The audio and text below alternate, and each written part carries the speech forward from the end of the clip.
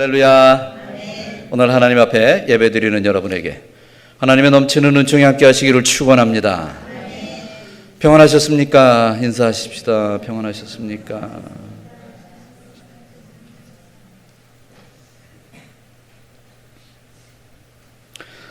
요즘에 한국에서 들려오는 이 소식들을 보면은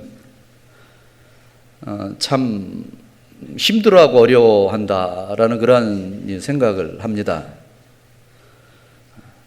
가만히 보면은 요지경 속에서 한국도 그렇고 세계 전체가 다 그렇습니다만 요지경 속에서 사는 게 아닌가 이런 생각을 합니다. 정치는 정치대로, 사회는 사회대로. 가만히 보면은요, 이 사람마다 정말 한마디씩 대책 없는 말을 얼마나 하는지 몰라요.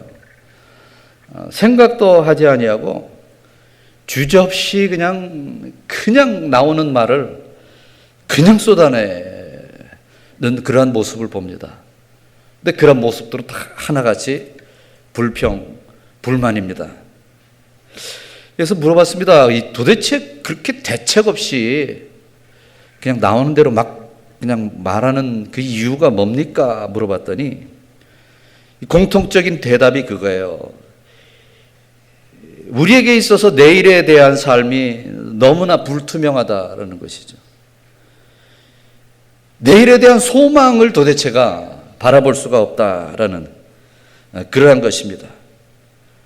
집 없는 사람이 평생 벌어야 집 한 채를 살 수 있는 소망이 없고, 아무리 인류대학을 나와봐야 직장이 보장되지 않고 앞을 내다보면 그냥 캄캄하기 때문이라 그렇게 말을 합니다.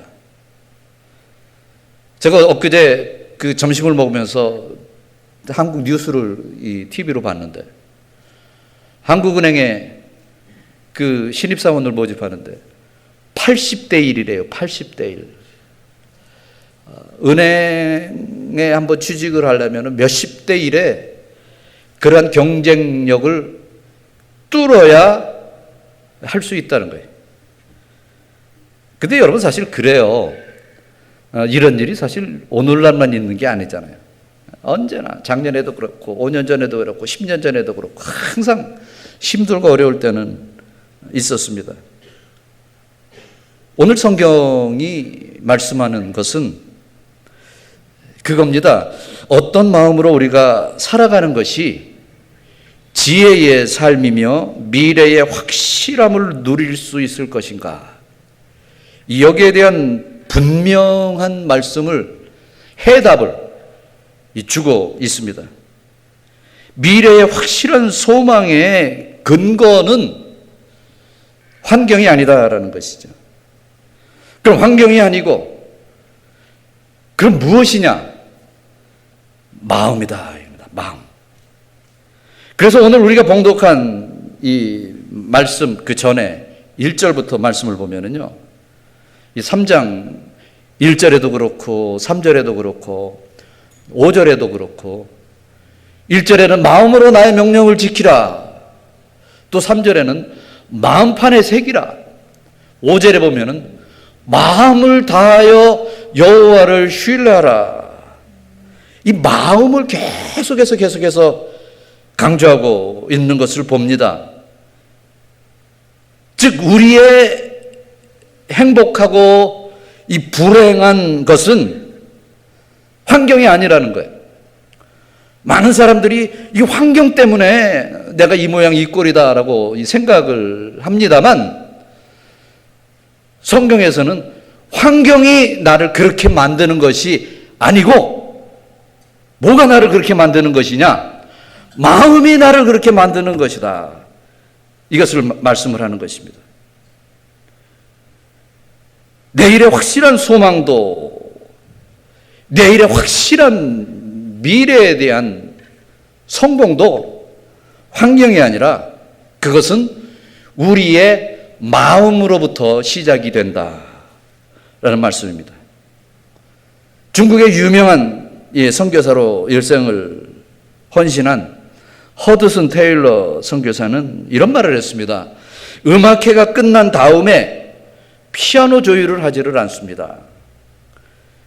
언제나 연주를 시작하기 전에 조율을 해야 합니다. 라고 말을 남겼습니다. 여러분 마찬가지입니다. 우리의 일생도 마찬가지입니다. 다 살고 나서 불행하니 행복하니 거기에 대해서 후회하고 뭐 할 것이 아니라 우리는 살아가는 이 현실 속에서 우리의 몸과 마음을 조율해야 될 필요가 있다는 거예요.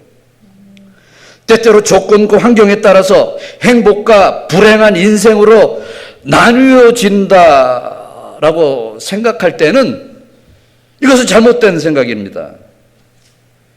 그럴 때는 우리가 우리의 마음을 조율을 해야 되는 거예요. 아름다운 신앙으로 조율한 다음에 그 다음에 믿음의 인생을 살아갈 때 그 인생이야말로 복된 인생이요 행복한 인생이 되는 줄로 믿습니다. 오늘 본문에 우리가 읽었던 이 잠언서, 이 잠언서는요 정말 이 본문의 말씀은 잠언서의 아주 그냥 백미라고 할 수가 있습니다. 핵심이라고 할 수가 있어요. 잠언서를 요약을 하면은 정말 잠언 3장 5절 6절 말씀이 아닌가 이런 생각을 합니다. 자, 우리 그런 의미로 우리 한번 다 같이 읽어보십니다. 너는 마음을 다하여 여호와를 의뢰하고 내 명철을 의지하지 말라. 너는 범사의 글을 인정하라. 그리하면 이 길을 지도하시리라. 아멘. 이 말씀은 신앙생활의 지혜와 행복을 향한 첫 마음의 자세인 것입니다. 나의 행복은 어디서 오는가? 여러분 가장 먼저 무엇이 생각납니까? 환경에서 온다. 나의 노하우에서 온다. 나의 지식에서 온다. 이러면 힘든 거예요. 이러면 참 고루한 거예요. 인생이. 그러나 나의 행복이 어디서 오는가? 하나님 여호와를 신뢰하고 인정하는 데서 온다라는 것을 확신할 때 우리는 행복한 미래를 향해서 나갈 수가 있게 되는 것입니다. 일주일 동안 아무런 대책 없이 그냥 우왕좌왕하면서 살다가 주일이 됐으니까 예배드리러 왔다는 이 행위 자체가 우리의 인생을 행복하게 만들어주는 것은 아닙니다. 많은 사람들이 여호와를 의지하지 못하고 자기의 지식과 방법을 의지하면서 한 주간을 정신없이 보내고 있습니다.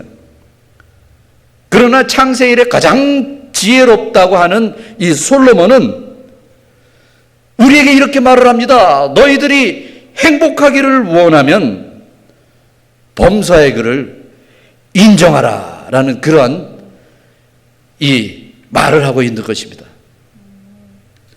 한국의 이 교육기관에서 부모와 자녀를 대상으로 동시에 설문조사를 했습니다. 이 조사 내용이 뭐냐면은 먼저 부모님에게 이제 이런 질문을 합니다.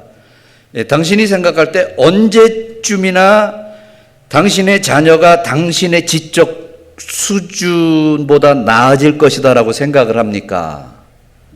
그랬을 때 이 부모님들의 이 평균적인 대답이 뭐냐면 대학교 2, 3학년은 돼야죠 라고 생각을 합니다.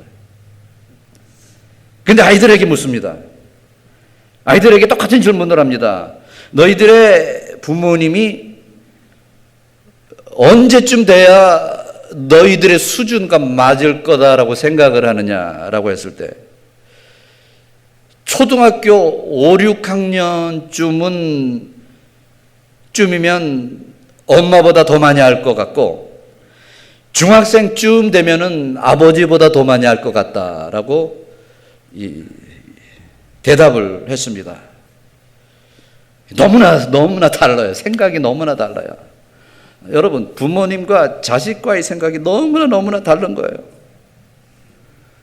부모님이 자식을 바라볼 때는 철이 없고 어떻게 보면 참 한심하고 저래서 어떻게 이 참 험한 세상을 살아갈 것인가 뭐 그렇게 걱정을 하는 눈빛으로 많이 바라봅니다만 또 자식이 부모를 바라볼 때 그것도 다릅니다. 왜 이렇게 저렇게 고루한가?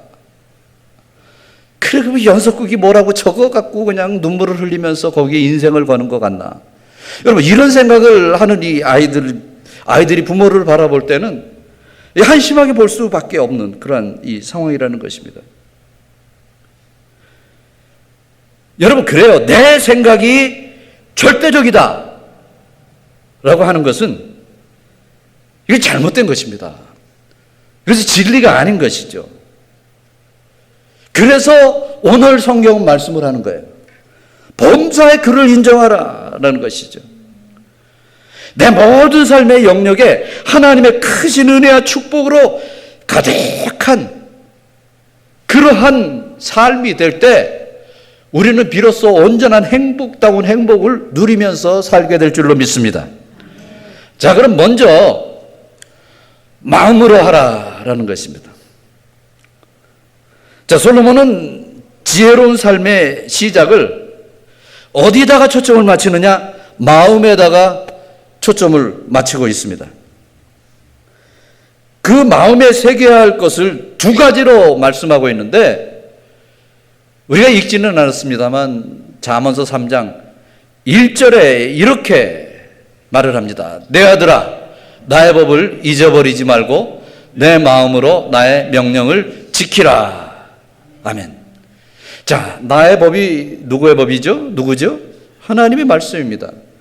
즉 하나님의 말씀을 잊어버리지 말고 하나님의 명령을 무엇으로 지키라? 마음으로 지키라. 하나님의 말씀, 내가 하나님의 말씀을 지켜야겠다라는 이러한 마음, 이것이 중요한 것이죠. 이러한 마음으로 하나님의 말씀을 지킬 때 하나님께서 내려주시는 거기에 대한 보답이 있습니다. 거기에 대한 대가가 있습니다. 그 대가가 2절 말씀에 나와요. 2절 시작. 그리하면 그것이 내가 장수하여 많은 해를 누리게 하며 평강을 더하게 하리라.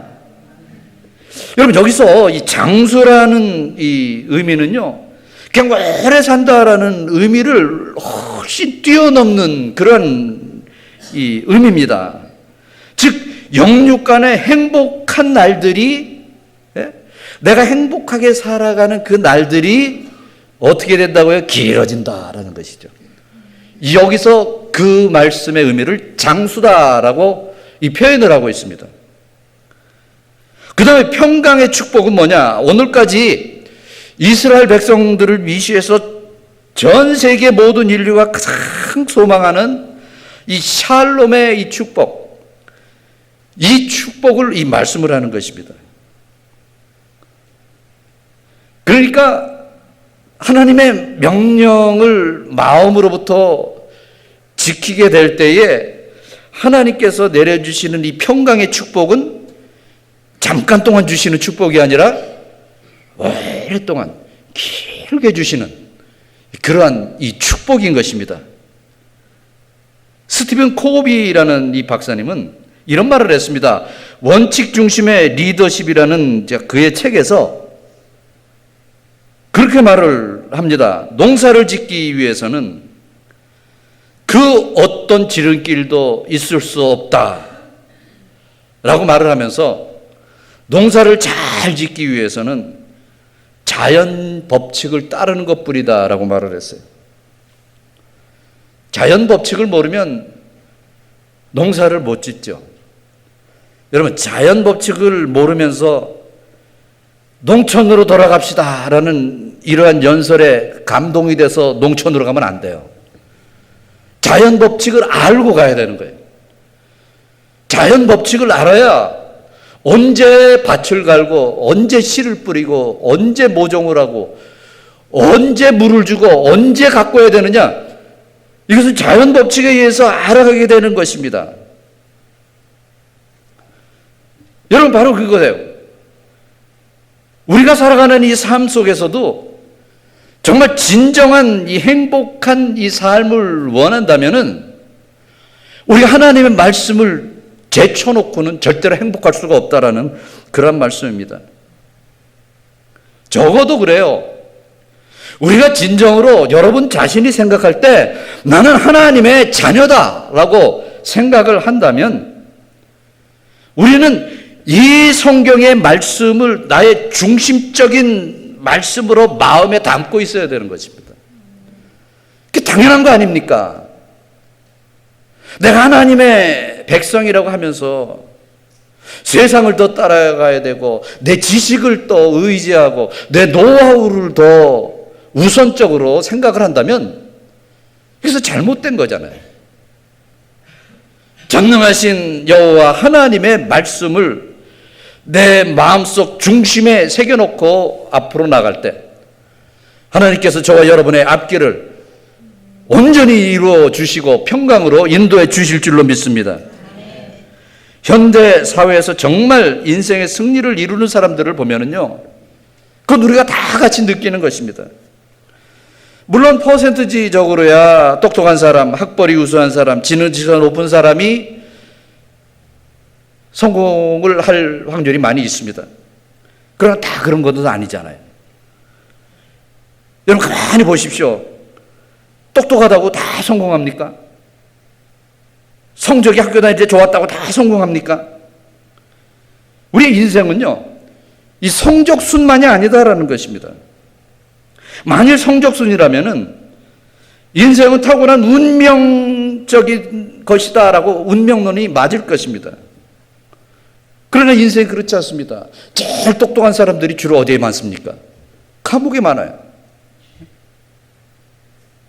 21세기에 승리하는 사람, 21세기에 하나님이 찾아지는 사람은 재능 있는 사람이 아니라 바로 깊이가 있는 사람인 것입니다. 21세기에 우리 하나님께서 찾으시는 사람은 지능지수가 높은 사람을 찾으시는 것이 아니라 이 가슴에 하나님의 성품을 가지고 살아가는 그 사람을 우리 하나님께서는 찾고 계신다는 것입니다. 사랑하는 성도 여러분, 행복한 인생의 출발은 마음으로부터 시작이 되는 거예요.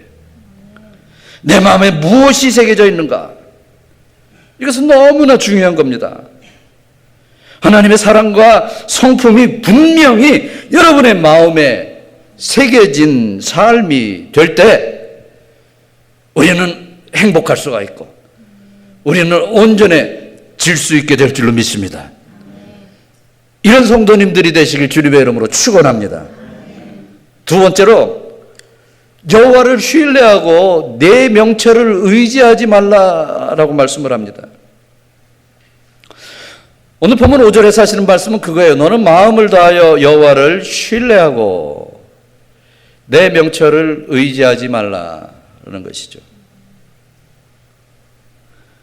여기서 신뢰한다는 말의 의미는요, 어떤 이 대상에게 전적으로 나의 몸을 의지하고 맡긴다라는 그런 의미가 있는 것입니다. 우리가 믿음의 삶을 산다는 것은 바로 여호와 하나님을 전적으로 신뢰하는 그러한 이 삶인 것입니다. 여러분도 잘 아시는 로마서 10장 13절의 말씀을 보면은 이렇게 말씀을 하죠. 누구든지 주의 이름을 부르는 자는 구원을 얻으리라. 아주 간단한 이 말씀이지만 진리 중에 진리의 말씀입니다. 그런데 여러분 여기서 우리가 이 두 가지의 핵심적인 단어를 놓쳐서는 안 됩니다. 여러분 두 가지 핵심적인 단어가 여기 뭘까요? 첫째는 누구든지입니다. 둘째는 부르는 자입니다. 누구든지라는 단어와 부르는 자라는 단어, 누구든지라는 이 단어 속에는요, 하나님의 넓은 포용적인 엄청난 마음이 거기에 담겨 있고 하나님의 무한한 우리를 향한 죄 용서의 의지가 거기에 담겨 있습니다. 그것을 한마디로 누구든지라고 표현을 하는 거예요. 그러나 부르는 자라는 단어 속에는 하나님의 은혜 아래서 우리 쪽에서 마땅히 나타내야 할 반응의 조건을 담고 있는 거예요. 이게 바로 부르는 자의 단어의 의미인 것입니다. 누구든지라는 하나님의 무한한 사랑의 의지 속에 보면은 구원에 이를 때는 아무런 조건이 없는 것입니다. 그렇기 때문에 누구든지라고 말씀을 하죠. 그러나 구원을 받을 만한 우리의 반응적 표현 속에는 하나님께서는 분명한 결단을 요구하십니다. 결단이 없이는 불가능하다라는 것이죠. 여러분, 그것입니다. 하나님께서 여러분에게 선물을 주십니다.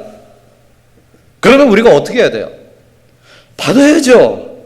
거기 놓고 가세요. 이러면 안 되잖아. 예? 야, 내가 이거 주겠다.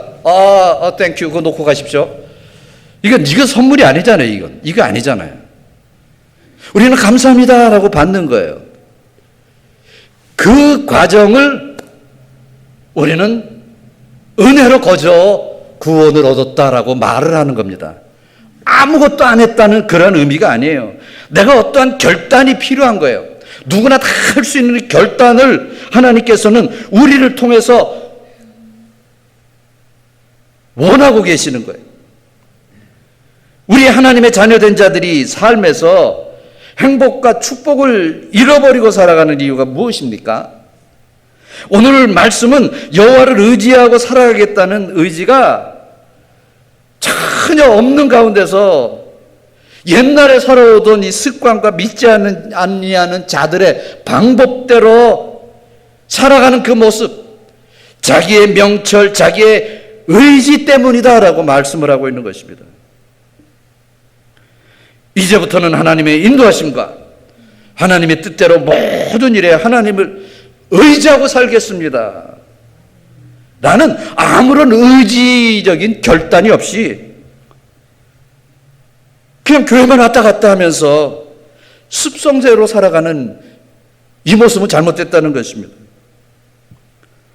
여러분, 오늘도 하나님 앞에 예배드리면서 아무런 결단 없이 그냥 시간만 때우고 다시 교회 문을 나가게 되면은 우리는 틀림없이 지난 한 주간 동안 살았던 모습 그대로 앞으로 한 주간을 살아갈 수밖에 없는 것입니다. 내 명철을 의지하지 말라. 이러한 뜻은 여러분 뭡니까? 내가 지금까지 배운 기술, 지식, 능력, 노하우 이런 것을 다 포기하라라고 말씀하는 것이 아니에요. 무조건 자신의 판단을 다 무시해버리라 그렇게 말씀하는 것이 아니에요. 여러분, 우리들이 가지고 있는 문제점이 뭔지 아십니까? 거의 누구나 다 마찬가지예요. 그래요. 자기의 좁은 소견과 본성적인 이 직관을 절대적인 진리인 양 그것이 옳다라고 생각을 하면은요, 그게 머리에 한번 팍 박히면은요, 어떠한 진리도 받아들이려고 하지를 않는 것입니다. 이것은 우리를 실패하게 만드는 요소가 되는 것입니다. 내 생각, 내 판단이 절대적으로 옳다라는 생각은 우리의 인생길에서 추락을 자행하는 가장 위험한 생각인 것입니다. 그래서 7절에 그렇게 말씀을 하고 있잖아요. 스스로 지혜롭게 여기지 말지어다. 여러분, 사실 이 말씀이 우리에게 있어서 가장 무서운 신앙의 착각인 것입니다. 내 인생에 대해서 하나님이 더욱 확실히 알고 계심을, 나보다 훨씬 더 하나님이 더 많이 나를 알고 계심을 우리가 믿고 주님을 의지하고 나갈 때 우리의 삶은 평탄한 거예요. 우리의 삶에 평강이 있는 거예요. 거기에 하나님께서 내려주시는 은혜와 평강이 있게 될 줄로 믿습니다. 세 번째, 우리에게 요구하시는 말씀은 범사의 그를 인정하라라는 말씀입니다. 여러분, 인정하라는 것이 뭡니까? 쉽게 말씀드리면 그거예요. 하나님을 하나님의 위치에 올려놓으라라는 거예요. 보통 그러잖아요. 경우에 따라서 하나님을 다 높였다가 손해볼 것 같으면 그냥 사정없이 내리고, 이러지 말라는 거예요. 하나님은 하나님의 위치에, 나는 내 위치에. 여러분, 이것이 아름다운 거예요.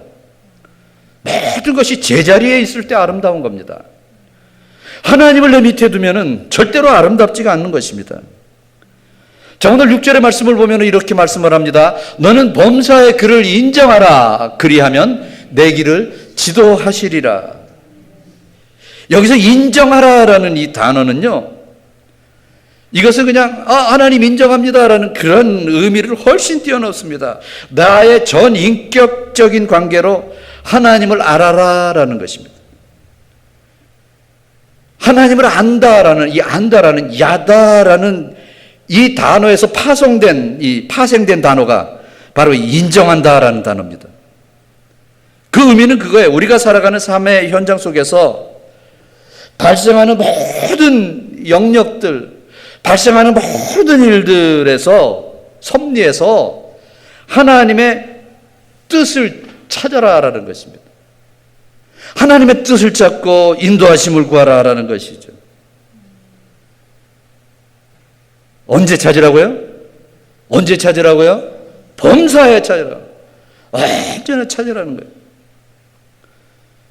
그런데 보통 우리 편의에 따라서 나름대로 하나님 출입금지 지역을 만들어 놓을 수가 있어요. 하나님 어서 오십시오, 어서 오십시오 라고 하다가도 경우에 따라서는 여기는 출입금지입니다. 이러면 안 되는 거예요. 이러면 안 되는 거예요. 여러분, 가끔 힘들고 어려울 때가 있죠. 여러분 무슨 생각을 합니까? 저는 하나님께서 훈련을 통해서 그런 마음을 주세요. 이것도 하나님의 섭리다. 이런 마음을 주십니다. 우리가 하나님의 섭리를 다 받아들이고 이해하면서 살아가면은요, 사실 그렇게 괴로운 것도 없어요. 아무리 어려운 고통이 있다고 할지라도 그게 괴로움으로 오는 것이 아닙니다. 왜? 하나님의 섭리를 우리는 믿으니까. 미국의 어느 교회에 이 선교 아주 역사적인 이야기가 있습니다. 미국에 아주 경제 대공황이 일어났을 그 당시인데, 한 작은 교회에 이 선교지를 중국 선교를 하는데, 중국의 한 고아원을 돕는 그런 그 교회였어요. 뭐 요즘도 미국 선교사들이 많이 있습니다만 그 당시에는요, 미국 선교사들이 얼마나 많았는지 몰라요. 정말 이 중국의 그 고아원을 돕는다 그래가지고 많은 물품들을 교회에다 쌓아놓고 그것을 이제 포장을 하는 거예요. 많이 박스를 가져와서 많은 교인들이 나와서 포장을 하는데, 한 교인인 목수 할아버지도 그 포장하는 것을 도우려고 자원봉사로 수고를 합니다. 그래서 옷을 착 해가지고 박스에 집어넣고 그것을 닫고 테이프로 붙이고 그러고 옮겨놓고 그래서 장시간 그냥 가득히 그 박스를 싸놓고, 그래도 내가 오늘 귀한 일을 했다 하고 기분 좋은 마음으로 집으로 돌아오면서 주머니를 보니까 있어야 할 안경이 없는 거예요. 안경이 어디 갔지? 여러분, 지금도 이렇게 안경이 그렇게 흔한 거는 흔하게 구할 수 있는 건 아니잖아요. 비싼 건 비싸잖아요. 그래서 그 당시에는 이 안경이 굉장히 사실 구하기가 힘들었다고 합니다. 어디 갔지? 생각해 보니까 생각이 나는 거야.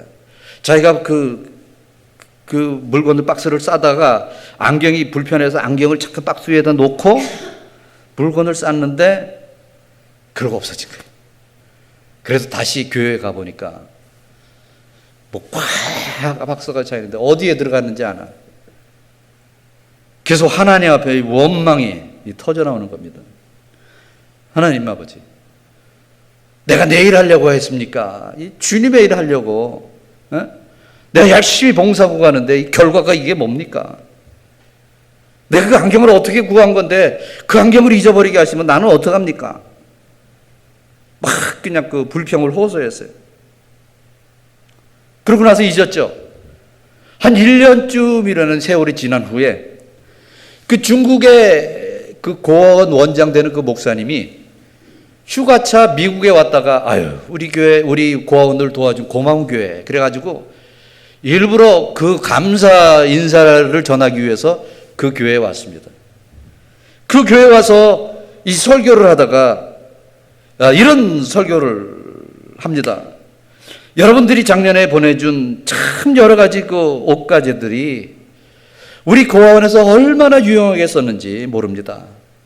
아이들이 다 기뻐했고 너무나 감사한 마음을 여러분에게 전합니다. 감사합니다. 몇 번을 감사합니다 그러다가 무엇보다도 여러분께서 작년에 보내주신 이 안경 때문에 더욱 감사를 드립니다. 이러는 거예요. 당시에 그 중국에는 그 공산당들이 그냥 귀중한 거 있으면 다 뺏어가고 고원에까지 와서도 안경 있는 거 다 뺏어가는데 자기 안경도 빼앗겼다는 거죠.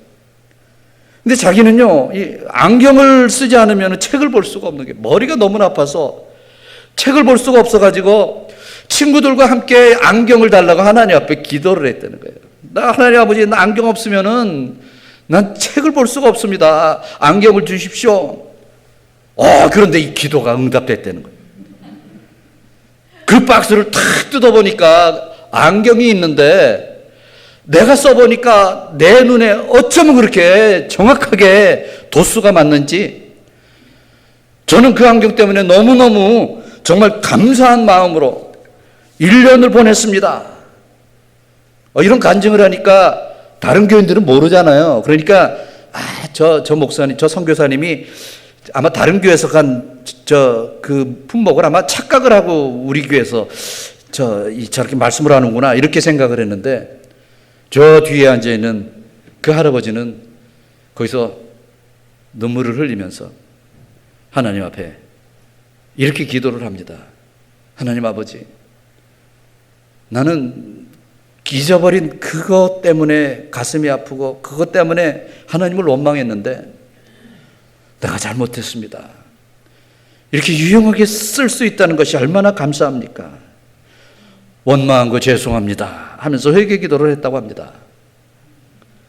사랑하는 성도 여러분, 하나님께서는 우리의 모든 범사에 역사하시고 세밀히 계획하시고 저와 여러분을 미래를 향해서 인도해 주시는 하나님이심을 믿으시기를 바랍니다.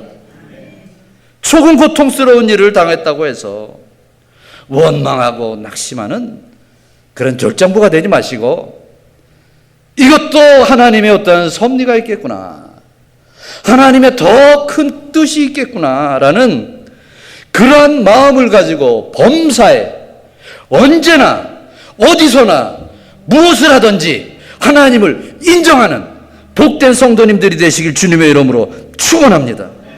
범사에 그를 인정해야 되는 거예요.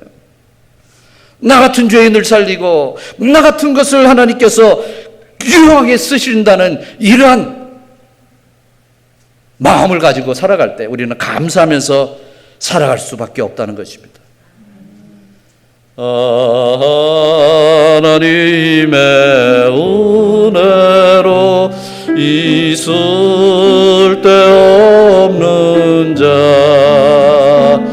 왜 구속하여 주는지 난 알 수 없도다. 내가 믿고 또 의지함은 내 모든 형편 잘아는 주님 늘 돌보아 주실 것을 나는 확실히 아네. 사랑하는 성도 여러분, 하나님께서는요 여러분이 여러분의 형편을 하시는 것보다 확실하게, 더 온전하게 아시는 하나님이십니다. 나를 너무나 잘 아시는 그 하나님, 그래서 늘 나를 돌봐주시는 그 하나님을 인정하고 믿음을 가지고 앞으로 전진할 때, 범사의 그분을 인정할 때에 하나님께서 저와 여러분에게 내려주시는 결론적인 축복이 있습니다. 그것이 뭡니까? 내 길을 지도하시리라 라는 이 축복인 것입니다. 예레미야 29장 11절에 이렇게 말씀을 하고 있습니다. 너희를 향한 나의 생각은 내가 아나니 재앙이 아니라 곧 평안이요 너희 장래에 소망을 주려는 생각이라. 하나님의 저와 여러분을 향한 어제의 생각과 오늘의 생각과 내일의 생각과 모든 생각의 초점은 우리를 향해서 불행이요 절망이요 낙심이요 좌절이 아니라 여러분을 향한 평안이요 장래에 대한 소망을 주려는 하나님의 섭리인 것을 확실히 깨닫고 하나님을 전적으로 신뢰하고 의지함으로 말미암아 주님과 동행하며 주님 안에서 행복한 복된 믿음의 삶을 살아가는 주님의 성도님들이 되시길 주님의 이름으로 축원합니다. 축원합니다.